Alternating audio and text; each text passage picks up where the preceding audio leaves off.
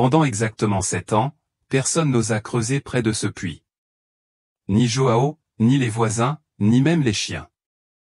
La terre environnante s'était durcie avec le temps, marquée seulement par quelques mauvaises herbes et le silence des froids matins de montagne. Ce qui était autrefois l'arrière-cour animée d'une maison simple, emplie d'une odeur de bois et du bruit des enfants qui couraient, devint un espace mort, volontairement oublié. Mais en 2003, tout était différent. Cette année-là, Clarina avait 5 ans. C'était une petite fille aux grands yeux vifs, le genre de fille qui marche pieds nus et pose constamment des questions auxquelles les adultes ne peuvent répondre. João et Maristela l'ont élevée avec ce qu'ils avaient, une modeste ferme, des poules, une vache laitière et beaucoup d'affection dissimulée sous le silence. Ils vivaient dans une maison blanche de plein pied aux fenêtres bleues, à un peu plus de 20 minutes de Santa Maria do Herval, une petite ville nichée au cœur des vallées et des forêts de la campagne du Rio Grande do Sul. C'était dimanche, en fin d'après-midi. Maristela préparait du café dans la cuisine, un rituel qu'elle répétait avec précision chaque jour. João se lava les mains au robinet du jardin, en revenant des champs. Clarina jouait seule, comme toujours, près de la clôture en bois. Elle aimait faire semblant de cueillir des fleurs imaginaires ou de parler à des fourmis. Personne ne sait exactement à quelle distance elle se trouvait à ce moment-là. On ne sait pas non plus combien de temps Maristela fut distraite par le bruit de la bouilloire. Ce que l'on sait, c'est que lorsque João revint sur le porche et demanda « Où est Clarina ?», Maristela ne put répondre. Au début, ils pensèrent qu'elle poursuivait un oiseau ou qu'elle s'était cachée dans le hangar, comme elle l'avait déjà fait. Ils l'appelèrent. Puis ils hurlèrent, fouillèrent derrière la maison, dans la salle de bain, au fond de la plantation. Rien. Alors que le soleil disparaissait derrière la colline, le désespoir s'installa. João courut chez son voisin le plus proche, Monsieur Ernesto, qui habitait à près d'1 kilomètre.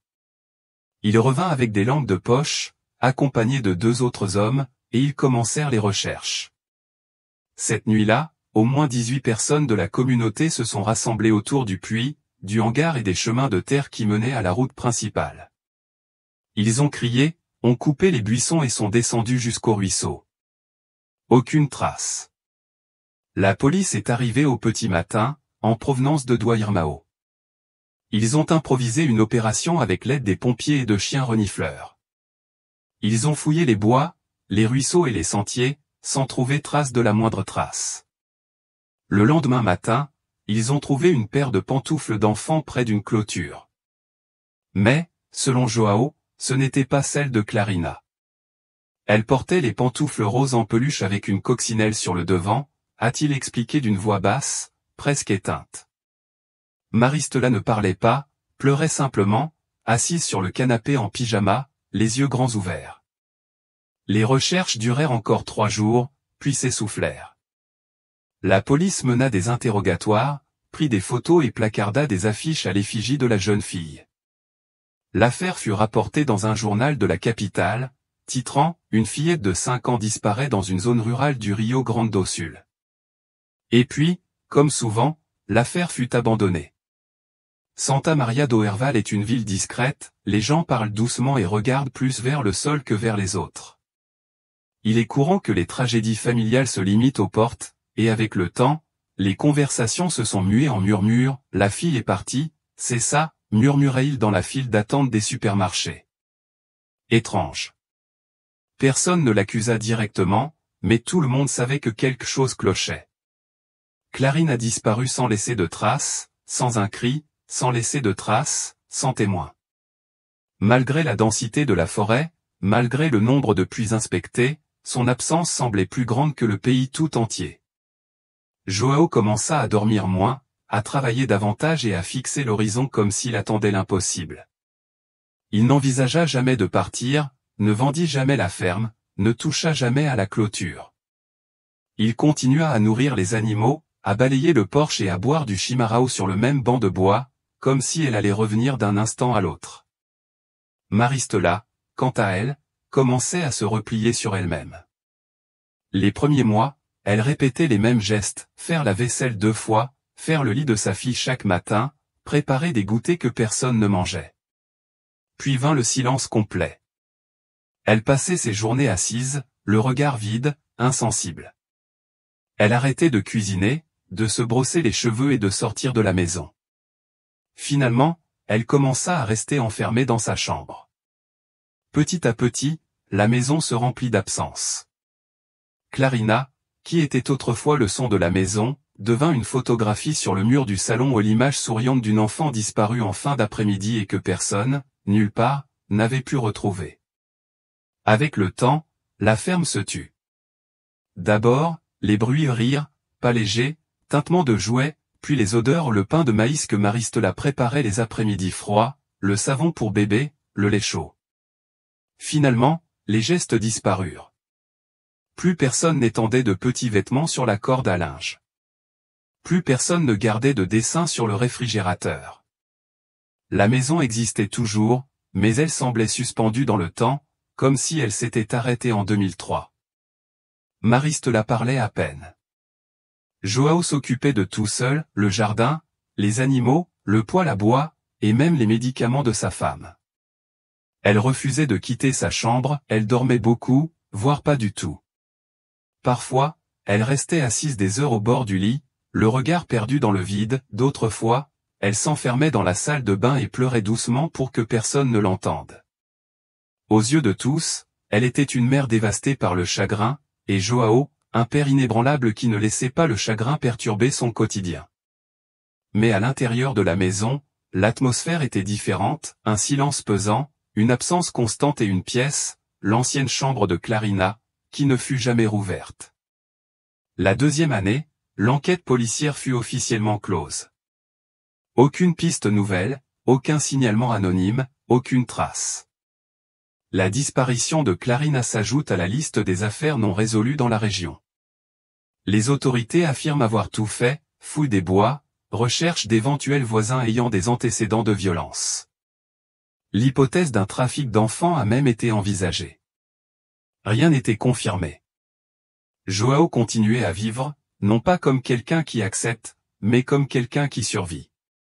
Pendant les 6 années suivantes, il conserva la même routine, travailler la terre, réparer des outils, aller en ville toutes les 2 semaines pour acheter des provisions. Maristela, de plus en plus isolée, ne quittait sa chambre que pour aller aux toilettes. João demandait à ceux qui le demandaient, est-elle encore très fragile? Mais personne n'insistait. Avec le temps, on apprend à vivre avec l'inexplicable. Et le cas de Clarina, aussi douloureux fut-il, est entré dans le passé de Santa Maria do Herval. Jusqu'à ce qu'en 2010, tout bascule.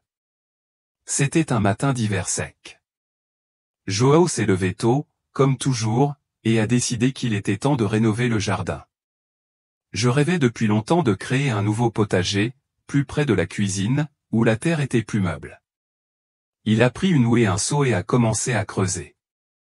Ce coin de terre n'avait rien de spécial. Il se trouvait à environ 3 mètres de l'ancien puits, un espace qui servait auparavant de passage entre la maison et la clôture. La terre était dure et a mis du temps à s'ameublir. Il creusa calmement, arrachant racines et pierres. Au bout d'1 heure environ, le bruit de la houe changea. Au lieu du bruit sec de la terre tassée, on entendit un son creux et étouffé. João s'arrêta, se pencha, remua les mains, puis vit un tissu sombre, taché d'argile, qui ressemblait à du cuir. Il continua à fouiller avec ses doigts et reconnut la forme, un sac à main de femme, vieux, tordu par le temps, avec des coutures usées et de la rouille sur le fermoir. Son cœur se serra, non pas parce qu'il le reconnut immédiatement, mais parce qu'il sentit que quelque chose clochait. Prudemment, il sortit le sac. Il était humide, couvert de boue séchée et déchiré par endroits. Il le porta à l'ombre du porche, essuya l'extérieur avec un vieux chiffon et prit une grande inspiration avant de l'ouvrir. Ce qu'il trouva à l'intérieur le figea. La première chose qu'il vit fut un morceau de tissu rose froissé et taché de terre. Il le sortit avec précaution.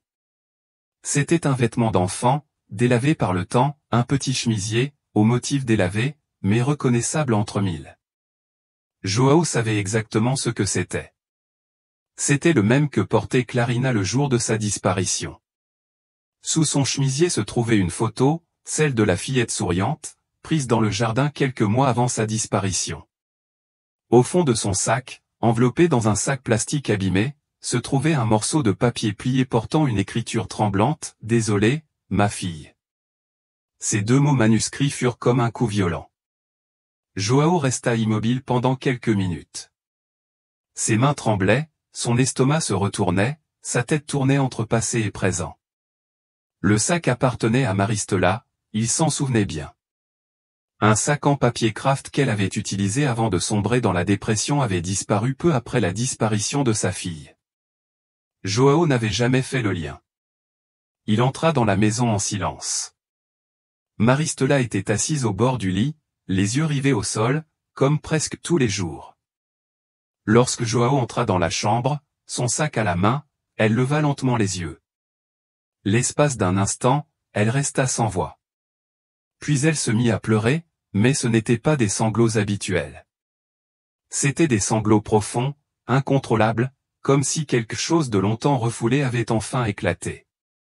João répéta simplement, « Pourquoi ?» Maristela s'effondra et, en larmes, raconta tout. Clarina était tombée dans le puits, par accident.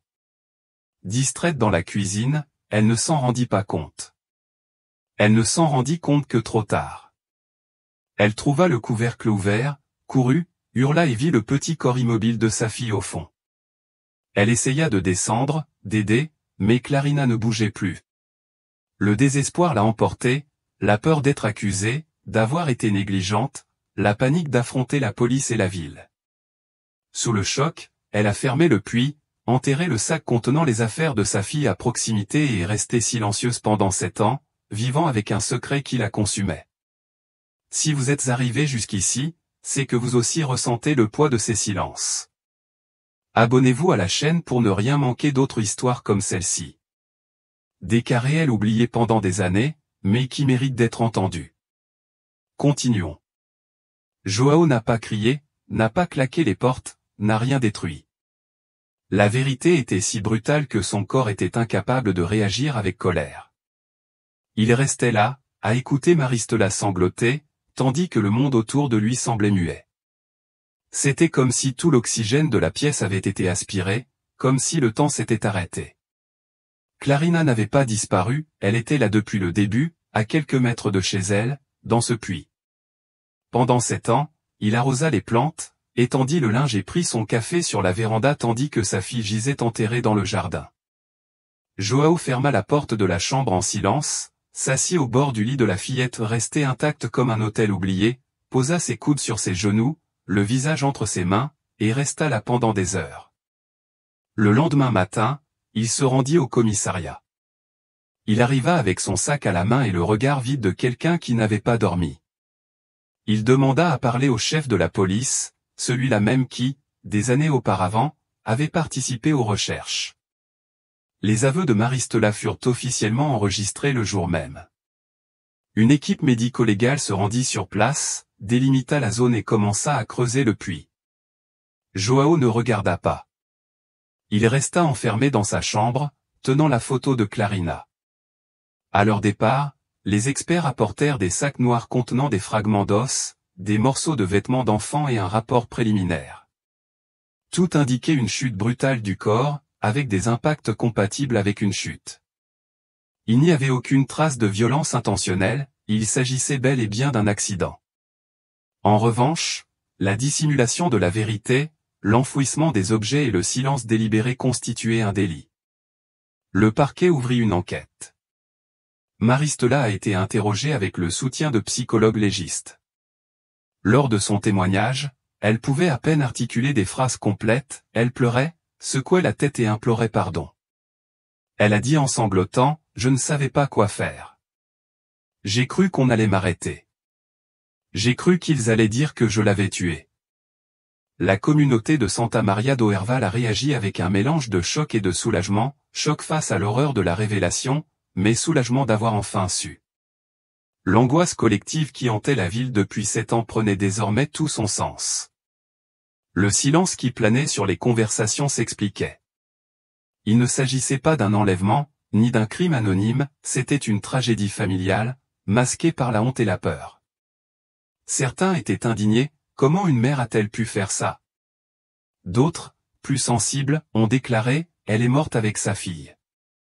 La famille de Maristola, qui vivait à Novo-Hamburgo, a été contactée et a confirmé qu'elle présentait des signes de dépression postpartum depuis le plus jeune âge de sa fille, mais il n'aurait jamais imaginé une telle chose. L'affaire a été relayée dans les journaux locaux et les émissions de télévision régionales, non pas comme un scandale, mais comme un drame humain. Le psychologue criminel qui a suivi l'affaire a donné des interviews expliquant que la panique face à la mort soudaine d'un enfant peut conduire à des décisions extrêmes, surtout chez les personnes émotionnellement fragiles. João, quant à lui, est resté silencieux, il n'a accordé aucune interview et n'est pas apparu dans la presse, demandant simplement que l'on respecte son chagrin. Le lendemain de la confirmation de la naissance, il se rendit à la mairie et demanda l'autorisation d'une inhumation simple au cimetière municipal. Il choisit un endroit isolé, près d'un arbre, et fit graver à la main le nom de sa fille sur une pierre tombale discrète. Clara Monsieur Almeida. 1998-2003. Tu n'es jamais parti d'ici. Le jour de l'enterrement, seules 5 personnes étaient présentes, João, 2 amis proches, sa sœur et un ancien voisin qui a aidé aux recherches. Il n'y a eu ni cérémonie, ni parole, juste le silence et quelques fleurs blanches déposées sur la tombe. Maristola n'était pas présente. La même semaine, elle a été admise volontairement dans une clinique psychiatrique de São Leopoldo, sur recommandation du bureau du défenseur public.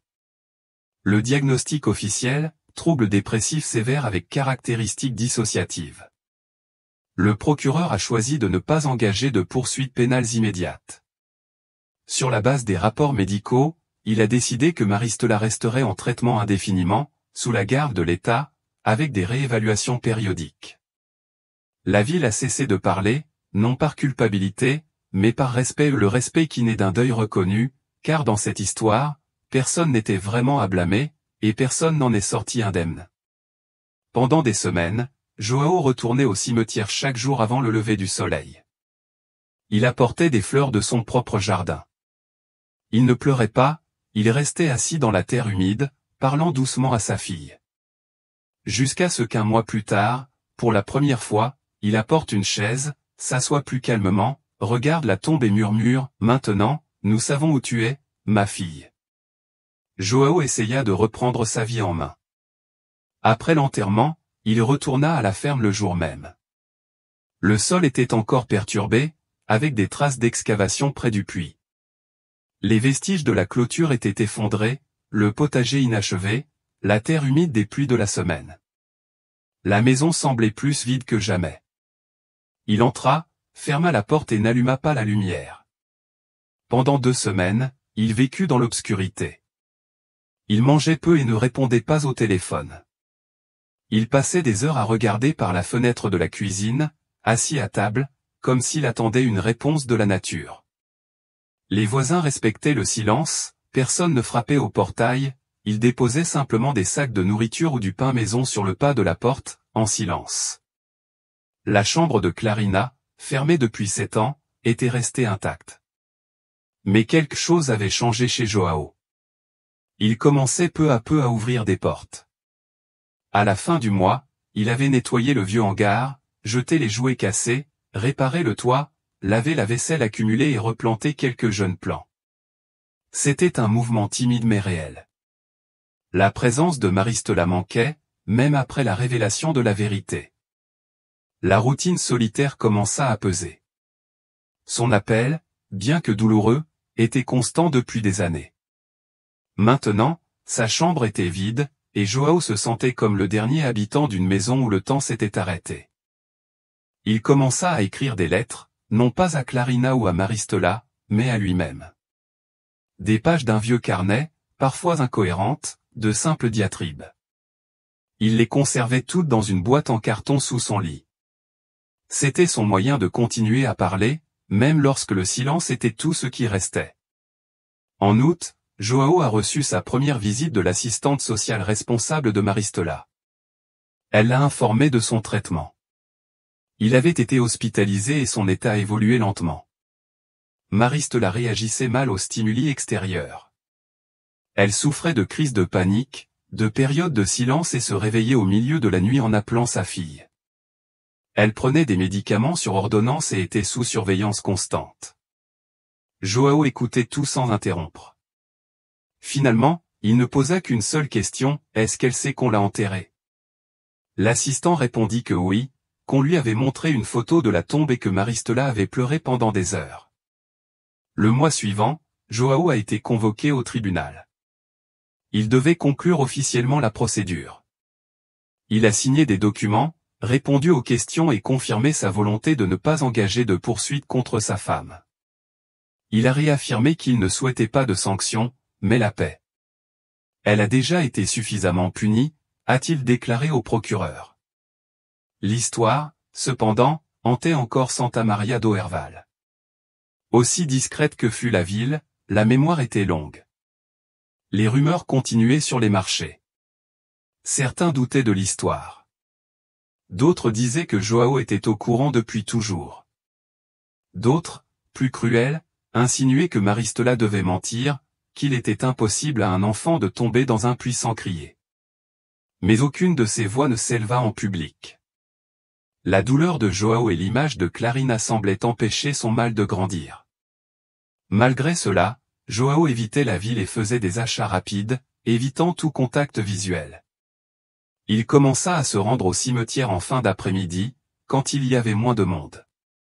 Il cessa d'aller au magasin, à la boulangerie et chez le coiffeur. Il apprit à se couper les cheveux lui-même avec une paire de ciseaux rouillés, devant le miroir de la salle de bain. Fin septembre, elle a décidé de rénover la maison. Elle a enlevé les meubles de la chambre de sa fille, repeint les murs et remplacé les rideaux. Elle n'a rien jeté, elle a simplement tout rangé dans des cartons bien rangés et étiquetés à la main, dessins d'école, vêtements d'hiver, livres de Clarina. Elle a tout rangé dans le grenier de la remise. Puis, elle a fermé la pièce. Non pas par déni, mais par respect. C'était comme clore un chapitre, une histoire douloureuse, mais qui avait enfin une fin. En octobre, João commença à écrire une sorte de journal intime. Ce n'étaient pas de vieilles lettres, elles étaient différentes, plus solides et mieux organisées. Il voulait consigner l'histoire telle qu'elle s'était déroulée, chaque détail, chaque silence. C'était comme si, en écrivant, il pouvait réorganiser le chaos, nommer les choses et se remémorer le passé avec clarté. Elle a raconté le jour de sa disparition, les recherches, les souffrances de Maristela, la découverte du sac et du mot. Elle a raconté l'odeur de la terre ce jour-là, comment elle avait tenu le chemisier de sa fille dans ses mains et reconnu, malgré la boue, la petite broderie en forme de lapin sur le sein gauche. Ces détails, pour João, étaient tout ce qui restait de la vérité. À la fin de cette année-là, un événement inhabituel se produisit. Un journaliste de Porto Alegre contacta João. Il lui annonça qu'il réalisait un reportage spécial sur des affaires non résolues, closes des années plus tard. Il souhaitait entendre l'histoire, enregistrer une interview et faire connaître l'histoire de Clarina au-delà des frontières de la ville. João a refusé. Il était poli mais direct. Il a dit qu'il ne voulait pas transformer la douleur en contenu, que l'histoire n'était pas un exemple, mais une blessure, et qu'elle saignait encore. Le journaliste a persisté, allant même jusqu'à se rendre à Santa Maria do Herval, s'entretenant avec des voisins, d'anciens collègues de Maristela et d'anciens policiers impliqués dans l'affaire. Mais sans la voix de João, l'histoire a perdu de sa substance. Elle a fini par se résumer à une courte note dans le journal, publiée dans un coin de page, disparition de 2003 résolue après 7 ans à Rio Grande do Sul. Pour João, cela suffisait. Il n'était pas contrarié par l'intérêt de la presse, mais il était clair qu'il ne voulait pas voir l'image de sa fille placardée sur les publicités des supermarchés. Clarina était plus qu'une affaire résolue, elle était une absence qu'il portait en lui. Chaque jour en ville, l'histoire refait surface pendant un certain temps. Des jeunes, trop jeunes au moment de la disparition, commencent à se demander, était-ce vraiment vrai qu'elle était tombée dans le puits? Comment se fait-il que personne ne l'ait remarqué? Maman est complètement perdue, n'est-ce pas? Les spéculations vont bon train sur les réseaux sociaux locaux pendant des semaines. João n'utilisait même pas de téléphone portable moderne, mais ses neveux l'apprirent. Il choisit de s'isoler encore davantage, ne répondant qu'aux questions essentielles, évitant les réunions de famille et n'allant plus à la messe. Lorsqu'il avait besoin d'acheter quelque chose, il appelait à l'avance et demandait qu'on le lui laisse à part. La seule chose qui ne changeait pas, c'était sa visite au cimetière. Religieusement, une fois par semaine, il y allait, apportant toujours des fleurs. Parfois, un vieux jouet ou un morceau de papier avec une nouvelle lettre. C'était son rituel, le seul moyen de communiquer avec ceux qui restaient. À la clinique psychiatrique, Maristela poursuivit son traitement. João recevait régulièrement des rapports médicaux. Elle oscillait encore entre périodes de lucidité et rechutes sévères. Aucune date de sortie n'était en vue. Le médecin traitant écrivit même dans l'un des documents, ce cas présente un grave cas de culpabilité pathologique, ancré dans l'expérience traumatisante d'un deuil non résolu. La patiente semble rechercher non pas le pardon, mais une punition constante. João relut cette phrase plusieurs fois, glissant le papier dans un livre relié qu'il gardait sur l'étagère du haut de sa bibliothèque. Il ne le montrait jamais à personne, mais il y revenait toujours, comme s'il cherchait à comprendre ce qu'il disait de lui aussi.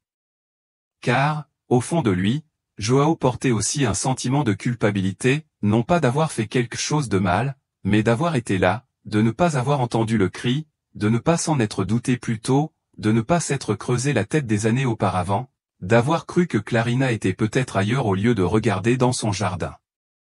C'était une culpabilité silencieuse, de celle que la logique ne peut effacer, et c'est ce qui rendait les journées pesantes. En mars de l'année suivante, une vieille voisine, Dona Noamia, décédait. Lors de la veillée funèbre, João rencontra des gens qu'il n'avait pas vus depuis des années. Certains le serraient dans leurs bras, d'autres le regardaient de loin. Une femme, mère de 2 enfants, s'approcha et dit, les yeux embués de larmes, « Je n'ai plus jamais laissé mes fils jouer seuls dans le jardin après ce qui vous est arrivé. » João hocha simplement la tête. Il n'avait rien à dire. Petit à petit, la vie reprit son rythme. Les saisons passèrent, les feuilles tombèrent, la pluie revint sur le toit en tôle, et João était toujours là. Il n'était plus jeune. Sa barbe blanchit, son regard s'approfondit, mais son habitude de prendre soin de la terre demeura. Il planta des laitues, des choux et des betteraves, faisant don d'une partie de sa récolte à l'église, même s'il n'assistait plus à la messe.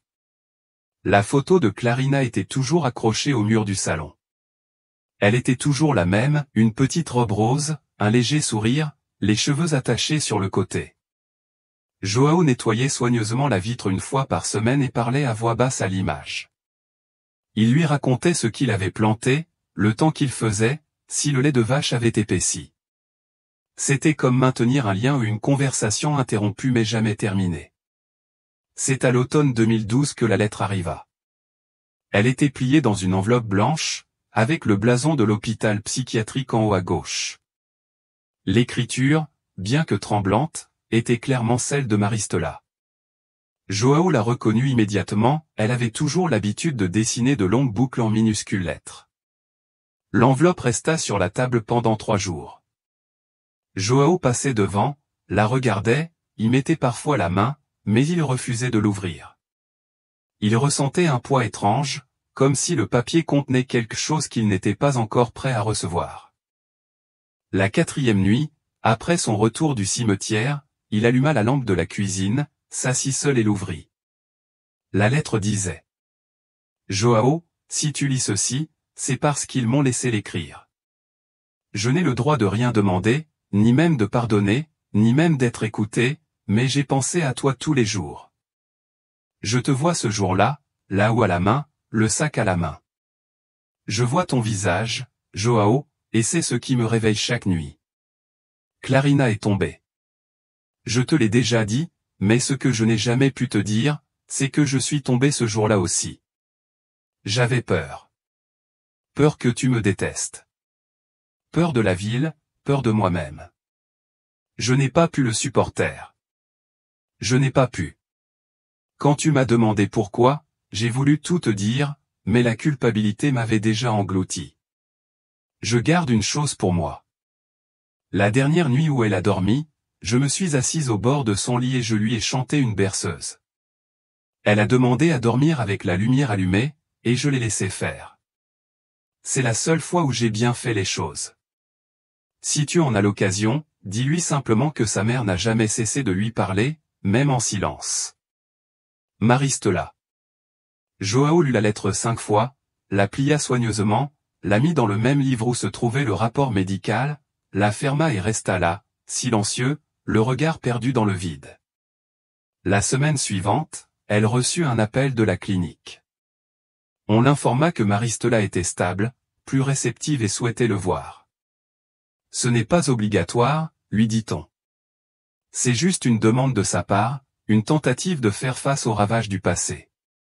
Joao ne répondit pas immédiatement.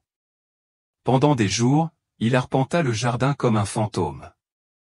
Il balaya les feuilles sèches, répara les outils, arrosa la terre, le tout sans se concentrer. On aurait dit un enfant qui essaie de retarder son retour à la maison après une réprimande. Il a discuté avec sa sœur, qui vivait à Takara, son beau-frère et même l'ancien chef de la police, qui le respectait pour son engagement. Ils lui ont tous dit la même chose, fais ce que ton cœur te dicte. À l'aube du 7e jour, Joao décida de partir. Il se réveilla avant l'aube, enfila sa plus vieille chemise à carreaux, ses bottes usées, prit ses clés de voiture et prit la direction de la BR 116. La route était déserte et le brouillard couvrait les champs comme un voile. La radio ne fonctionnait pas, le seul bruit était celui du moteur bas de la vieille chevette. Elle arriva à la clinique peu après 9 heures. Le portail blanc était haut, avec des caméras et des murs entourés de cyprès. Un agent de sécurité l'accueillit discrètement. Ils attendaient déjà. Dans le couloir, un psychologue l'escorta jusqu'au parloir et lui demanda de nous signaler tout malaise qu'il n'avait pas besoin de rester plus longtemps que souhaité. Joao acquiesça simplement. Maristela était assise dans un fauteuil bleu, une couverture sur les genoux. Ses cheveux, presque blancs, étaient attachés en un chignon défait. Son visage et ses mains minces tenaient un chapelet en bois. Lorsqu'elle aperçut Joao, elle leva les yeux, mais ne sourit pas. Joao s'arrêta quelques secondes devant la porte, puis entra. Il s'assit en face d'elle. Aucun d'eux ne parla pendant plusieurs minutes. L'horloge murale tic-taquait doucement, dehors, on entendait le chant timide d'une grive. Maristela fut la première à parler, « Je ne sais pas si je suis encore quelqu'un pour toi. » John répondit doucement, « Oui. » Elle s'est mise à pleurer sans faire d'histoire, comme quelqu'un qui a tant pleuré qu'il a appris à pleurer lentement. Joao n'a pas pleuré, il a juste regardé. « J'ai lu ta lettre, dit-il finalement. » Elle baissa la tête, gênée. Joao poursuivit, « Je lui rends visite chaque semaine. » Maristela hocha la tête. « Merci pour ça, murmura-t-elle.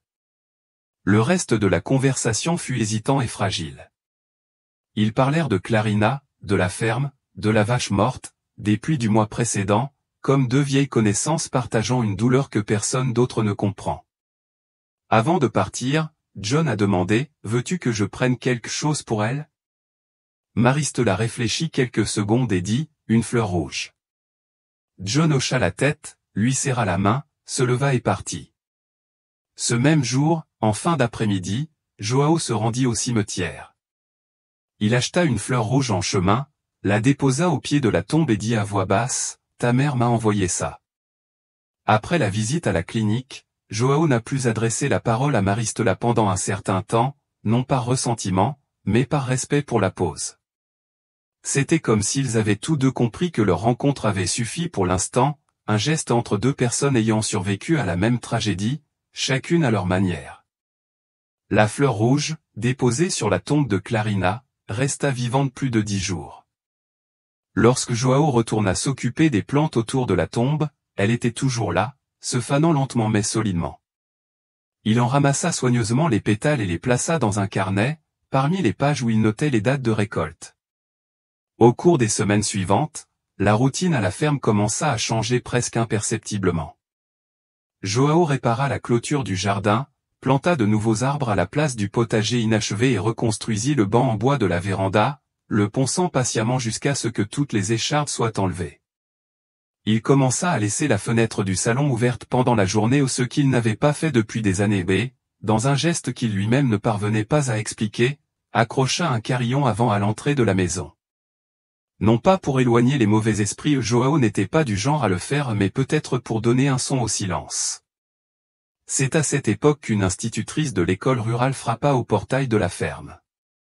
Elle s'appelait Luciane et avait enseigné à Clarina ses premiers mois d'alphabétisation. Elle portait une enveloppe en plastique contenant un dessin. Elle raconta l'avoir trouvé en nettoyant les casiers de l'école.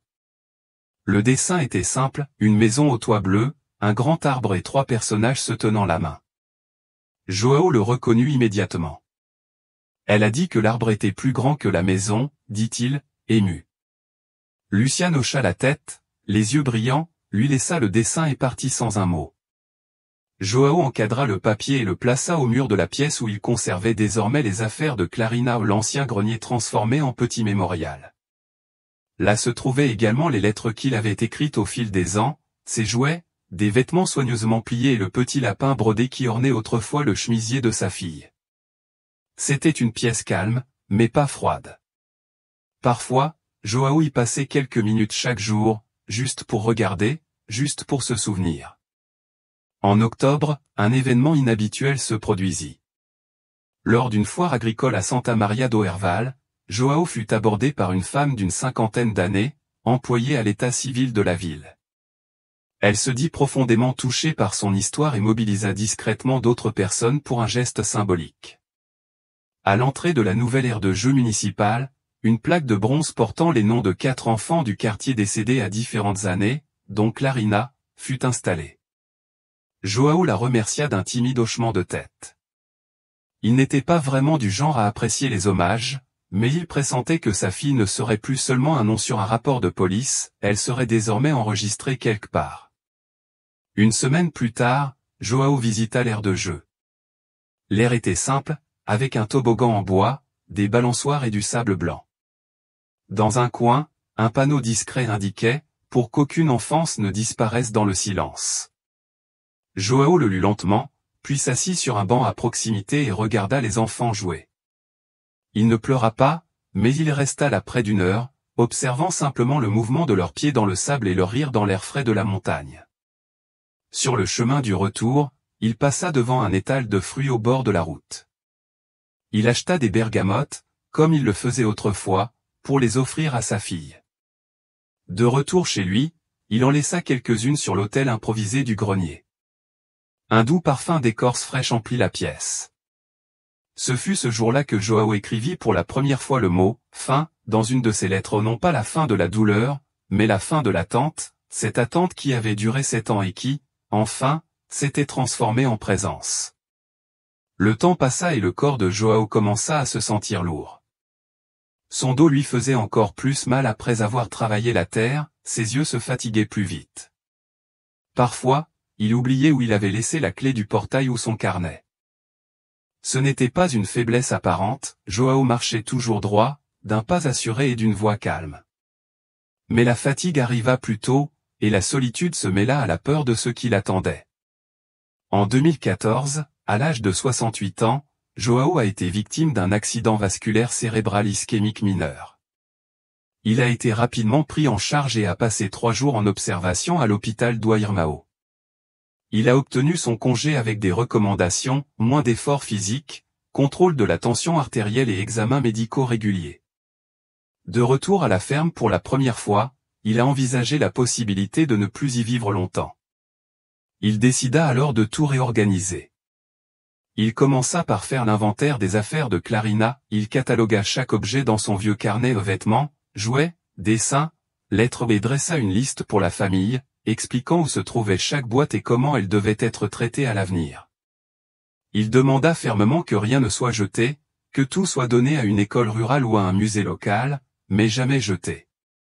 Il écrivit ensuite une longue lettre à Maristela, différente des autres. Celle-ci était différente, elle évoquait le jour de leur rencontre, leur mariage simple à l'église du village et la première fois où ils avaient tenu Clarina dans leurs bras. Elle évoquait aussi les erreurs, la douleur et le silence. Mais à la fin, il dit, « Si jamais je pars avant toi, sache que je te laisse en paix. Je ne te dois rien, et tu ne me dois plus rien. Il ne reste que l'amour et l'absence, et ce n'est pas une chose à payer. Il demanda à l'assistante sociale de la clinique de lui remettre la lettre en main propre. Il ne reçut pas de réponse immédiate, mais apprit plus tard qu'elle l'avait lu et avait pleuré pendant des heures. Au fil des mois, João ralentit son rythme, il réduisit ses récoltes, vendit quelques animaux et ne garda plus qu'un poulet, un vieux chat et la vache la plus docile. Il passait plus de temps assis à lire, à écrire et à regarder par la fenêtre. Parfois, il écoutait la radio AM, d'autres fois, il se contentait du bruit du vent dans les aiguilles de pin. Il commença à se rendre moins souvent au cimetière, non par oubli, mais par souci de préservation. L'effort physique le fatiguant, il se mit à écrire de courts messages qu'il demandait à un neveu de déposer sur la tombe, des messages simples comme « Il a plu aujourd'hui » ou « Je prends soin de tes affaires ». Le souvenir de Clarina demeurait vivant, mais il imprégnait désormais l'air de la maison, dans le carillon qui se balançait près de la porte, dans l'odeur du savon à la noix de coco de Maristela, dans la fleur rouge qui s'épanouissait seule près de la clôture. En 2015, João a fait une chose inattendue, il a fait don d'une partie de son terrain à la municipalité, à condition qu'un espace éducatif communautaire y soit construit. Il a suggéré le nom de « Casinha da Clarina », un lieu où les enfants pourraient découvrir la terre, les plantes et les animaux. Le projet était modeste, mais il a pris son envol. Avec le soutien de bénévoles, un petit bâtiment en bois a été construit, avec une serre, une petite porte et un espace atelier. Un panneau à l'entrée indiquait, ici, la mémoire fleurit. Silencieusement, mais vivante. João a été invité au vernissage, mais a refusé d'y aller, il a juste demandé une photo. Lorsqu'elle est arrivée, avec des enfants souriants tenant des plants de laitue, il l'a placée sur le réfrigérateur, maintenue en place par un aimant papillon. Ce fut la seule nouvelle image dans la maison depuis des années et aussi le seul jour depuis longtemps où il a souri intérieurement. Début 2016, João a fait une chute chez lui. C'était au petit matin, en allant aux toilettes, il a glissé sur le tapis du salon et s'est cogné le bras contre le coin de la bibliothèque. Rien de grave, une luxation et quelques contusions, mais suffisamment pour lui inculquer une certitude inconfortable, il ne pourrait plus vivre seul là-bas très longtemps. Sa sœur, qui lui rendait visite toutes les 2 semaines, insistait, « Viens en ville, on te trouvera une chambre ici, tu ne resteras pas allongé par terre à attendre de l'aide. » João hésitait. La ferme était plus qu'une maison. C'est là qu'il avait rencontré Maristela, qu'il avait vu sa fille naître, jouer, disparaître, qu'il avait enterré tout ce qu'il aimait et, d'une certaine manière, qu'il était aussi enterré intérieurement. Quitter cet endroit, c'était comme éteindre une ampoule qui éclairait le monde entier, mais il savait que le moment était venu. Au cours des mois suivants, il commença à préparer la transition. Il tria documents, photographies et carnets de lettres et de notes. Il rassembla le tout dans 3 grandes boîtes numérotées à la main. Il demanda à son neveu de l'aider à numériser certains dossiers, dont la lettre de Maristela et les dessins de sa fille. Chaque objet était soigneusement rangé, comme s'il s'agissait de reliques. Pendant ce temps, la santé de Maristela était également fluctuante. Les rapports cliniques indiquaient une stabilité partielle, mais avec de fréquents épisodes de confusion temporelle. Parfois, elle demandait si Clarina était rentrée de l'école, d'autres fois, elle prenait pleinement conscience de la réalité. João reçut ces nouvelles avec une résignation inexplicable, seulement ressentie. En mai, il prit une décision, il quitterait la ferme. La vente serait confiée à un jeune couple local désireux de maintenir la terre productive. Mais il imposa 2 conditions au contrat, que le vieux puits ne soit jamais rouvert et que le monument commémoratif de sa fille, situé dans le grenier, soit conservé comme lieu de mémoire. Le couple, touché par l'histoire, accepta. Avant de remettre les clés, João fit une dernière tournée. Il inspecta chaque pièce, alluma les lumières et toucha les murs. Dans la chambre de Clarina, elle déposa une fleur sauvage sur la petite étagère. Dans la remise, il laissa un mot discret épinglé au mur. Ici il a vécu une enfance, que la terre reste légère. Le matin du déménagement, le neveu arriva en voiture. João ne prit que 2 valises, les 3 cartons et le carillon sur la porte, qu'il insista pour enlever lui-même. En franchissant le portail pour la dernière fois, il ne se retourna pas et laissa une enveloppe avec une photo de sa fille et un mot sur le cadre du porche. Si quelqu'un vous demande un jour qui vivait ici, dites-lui que c'était une fille qui aimait les fleurs et un père qui l'attendait.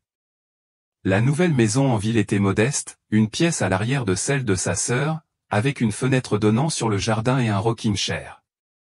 Joao fit ses valises, rangea les cartons sur une étagère improvisée et accrocha la photo de Clarina au-dessus du lit. Pendant le premier mois, il trouva les bruits étranges. Il n'y avait pas de chant de coq au loin, pas d'odeur de terre mouillée au matin, mais il y avait des voix, les rires de ses petits-neveux, du mouvement et, étonnamment, une sorte de réconfort. Il commença à arpenter les rues plates du quartier, marchant lentement, coiffé d'un chapeau de paille. Parfois, il allait à la boulangerie, achetait du pain frais et buvait du café, observant l'agitation du trottoir. Personne ne le reconnaissait, et cela, curieusement, le soulageait. Dans la solitude de la ferme, Joao était le père de la jeune fille disparue. Là, il n'était qu'un vieil homme comme les autres, marchant lentement à l'ombre des arbres. Et cela suffisait. En 2017, Joao a commencé à moins écrire et à écouter davantage. Chaque après-midi, il s'asseyait dans son rocking chair à l'ombre du goyavier, un carnet sur les genoux et la radio allumée à faible volume. Il n'écrivait presque rien, laissant simplement les pages ouvertes, comme s'il pouvait encore enregistrer ce que le temps voulait bien lui dire. Comme si le silence lui suffisait désormais. Sa santé, bien que stable, restait fragile. Il prenait 5 comprimés par jour, utilisait une canne pour marcher et avait du mal à monter les escaliers, mais sa lucidité restait intacte. Et c'est avec cette clarté qu'il rédigea, durant l'hiver de cette année-là, ce qu'il appelait ses « dernières instructions ». Il s'agissait d'une enveloppe marron contenant 4 pages agrafées, adressées à sa sœur. Si je meurs avant vous, je demande 3 choses. Que le mémorial de Clarina continue d'être entretenu. Si on ne peut pas le visiter, au moins qu'il ne soit pas détruit. Que Maristela sache que je lui ai pardonné, que je ne lui en veux plus. Que je comprenne que sa peur était plus grande qu'elle. Que toutes les lettres soient conservées, même celles qui ne disent rien, car c'est en elles que ma fille vit encore. Sa sœur, émue, promit de faire exactement ce qu'il voulait. Quelques jours plus tard, Joao reçut un appel de la clinique, Maristela avait demandé à le revoir. Le médecin lui expliqua qu'elle vivait l'un de ses rares moments de lucidité totale, reconnaissant des dates, des personnes et surtout sa propre histoire. Joao y réfléchit toute la nuit. Le lendemain matin, il demanda de l'aide à son neveu et partit. Il arriva avec un bouquet de fleurs sauvages et une photo encadrée de sa fille, prise quelques jours plus tôt. Lorsqu'il entra dans la salle de consultation, Maristela était assise à la table, les mains jointes sur les genoux. Elle le regarda avec un mélange d'étonnement et de gratitude. « Tu es venu, dit-il doucement. » Joao hocha la tête et s'assit en face d'elle. Ils restèrent silencieux pendant plusieurs minutes. Puis il posa le cadre sur la table. « C'est pour toi, pour l'avoir dans ta chambre. » Maristela toucha délicatement le verre. Puis elle regarda Joao et demanda. « Tu penses qu'elle me pardonnerait ?» Il répondit sans hésiter. Ce n'était qu'une enfant. Elle nous aimait. Les enfants pardonnent. Elle se mit à pleurer en silence. Joao lui prit doucement la main. Ils restèrent ainsi près d'1 heure, sans parler d'avenir ni de passé. Ils partageaient simplement un espace commun, celui de quelqu'un qui avait aimé et perdu, et qui devait continuer à vivre après. Dans ses adieux, Maristela a déclaré. « Tu m'as donné la paix. » John répondit. « Tu m'as donné une fille. » Après ce jour, ils ne se revoyèrent plus. Mais ces retrouvailles suffirent à clore un cycle qui, pendant près de 15 ans, semblait impossible à clore. De retour en ville, Joao commença à écrire une nouvelle série de lettres, non pas à Clarina ou à Maristela, mais à quelqu'un qui pourrait un jour vouloir comprendre l'histoire. Des lettres qui commençaient par des phrases comme « Si vous lisez ceci, vous cherchez peut-être à comprendre comment on survit à l'absence d'un enfant. » Des lettres qui ne cherchaient rien à apprendre, mais à laisser une trace. En 2018, João a fait sa dernière visite au cimetière. Il n'en a parlé à personne. Il a pris un taxi jusqu'à Santa Maria do Herval, est descendu près de l'ancienne boutique et a marché lentement jusqu'au cimetière. Il portait un sac en tissu contenant un plant de fleurs, un sécateur et une feuille de papier pliée en deux. La tombe de Clarina était propre. Quelqu'un, probablement le couple qui avait acheté la ferme, s'en occupait encore. Il y avait des fleurs séchées et un jouet en plastique déjà décoloré par le soleil. João s'agenouilla avec effort, arracha soigneusement les mauvaises herbes, tailla les branches du buisson qu'il avait planté des années auparavant et remit les fleurs en place. Puis il sortit le journal du sac et lut à voix basse.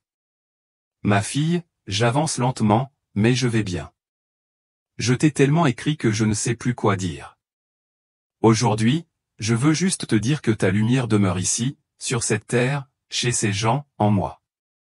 Merci d'être ma fille et je suis désolé d'avoir mis si longtemps à te trouver. Ton père, João. » Il plia le papier, le mit dans une enveloppe en plastique et l'enterra juste à côté de la pierre tombale. Avant de partir, il regarda une dernière fois le nom de sa fille, toucha les lettres du doigt et murmura. « Maintenant, tout va bien. » À partir de ce jour, João ne retourna plus à Santa Maria do Herval. Il vécut discrètement les 2 années suivantes chez sa sœur. Il lisait beaucoup, écoutait la radio, écrivait moins et passait des heures à contempler le ciel, savourant le mouvement des nuages, le chant des oiseaux et les parfums de la fin d'après-midi. Parfois, il s'assoupissait dans son rocking chair, la bouche entr'ouverte, les doigts encore à la page. En 2020, il a subi un deuxième AVC, plus grave. Il est resté partiellement paralysé. Il est devenu dépendant du soutien constant de sa famille. Il a été transféré dans une chambre plus grande, équipée d'une chaise percée, de barres d'appui et d'une veilleuse. Malgré cela, il est resté lucide. Elle a continué à demander que les lettres soient classées, que les dessins soient conservés, et que le mémorial de sa fille soit un jour ouvert au public. Si quelqu'un veut comprendre ce que c'est que de perdre, qu'il aille voir, a-t-elle dit faiblement. Lors d'une de ses dernières conversations avec son neveu, il demanda que le carillon soit ramené à la ferme. « Accroche-le à la porte de la remise, qui sait, dit-il en souriant. » En mars 2021, João est décédé à son domicile. Il dormait. Sa respiration est devenue superficielle, puis presque imperceptible. Sa sœur l'a remarqué au matin. Il y avait un carnet ouvert près du lit. Une seule phrase y était inscrite, « Maintenant, nous sommes 3 en silence. » La veillée funèbre fut simple, avec peu de monde, quelques voisins, des membres de la famille, l'un des anciens professeurs de Clarina et l'assistante sociale qui avait suivi le cas de Maristela. Tous respectèrent le silence. Chacun savait que João ne faisait plus partie du bruit du monde. Il fut enterré aux côtés de sa fille, comme il l'avait demandé. Sur la pierre tombale, le nom gravé avec la même calligraphie manuscrite, João Monsieur Almeida, 1949 à 21, père de Clarina. Et maintenant, enfin, avec elle. La maison natale de Clarina est devenue un espace public. Peu après la mort de João, la municipalité, en accord avec les nouveaux propriétaires, a officiellement érigé le mémorial Clara Monsieur Almeida. Un espace petit mais émouvant, ouvert aux visiteurs qui voulaient comprendre non seulement l'histoire de cet enfant, mais le silence de toute une famille. Le hangar a été restauré, les cartons contenant les dessins, les vêtements pliés, les jouets, les lettres, tout a été préservé.